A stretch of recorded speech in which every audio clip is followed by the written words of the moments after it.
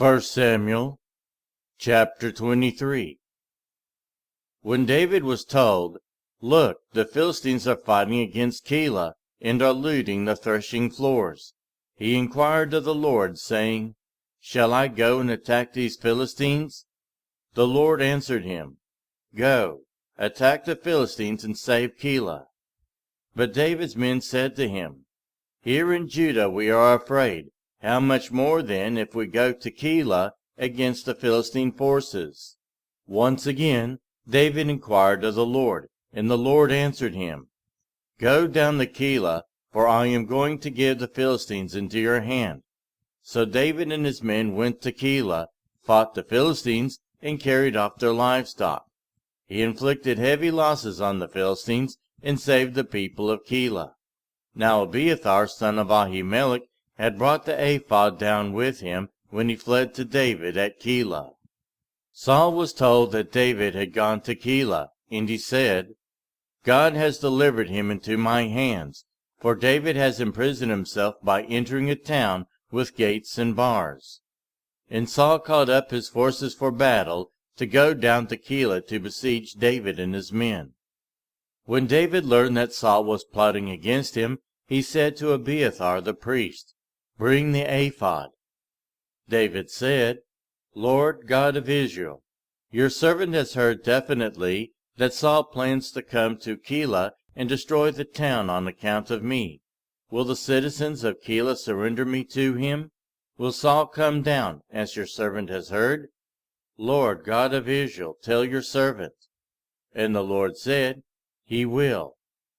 Again David asked, "Will the citizens of Keilah surrender me and my men to Saul?" And the Lord said, "They will." So David and his men, about 600 in number, left Keilah and kept moving from place to place. When Saul was told that David had escaped from Keilah, he did not go there. David stayed in the wilderness strongholds and in the hills of the desert of Ziph. Day after day Saul searched for him, but God did not give David into his hands. While David was at Horesh in the desert of Ziph, he learned that Saul had come out to take his life. And Saul's son Jonathan went to David at Horesh and helped him find strength in God. "Don't be afraid," he said. "My father Saul will not lay a hand on you. You will be king over Israel, and I will be second to you. Even my father Saul knows this." The two of them made a covenant before the Lord. Then Jonathan went home, but David remained at Horesh. The Ziphites went up to Saul at Gibeah and said, "Is not David hiding among us in the strongholds of Horesh, on the hill of Hachilah, south of Jeshimon? Now your majesty, come down whenever it pleases you to do so, and we will be responsible for giving him into your hands." Saul replied, "The Lord bless you for your concern for me. Go and get more information. Find out where David usually goes and who has seen him there. They tell me he is very crafty. Find out about all the hiding places he uses, and come back to me with definite information. Then I will go with you.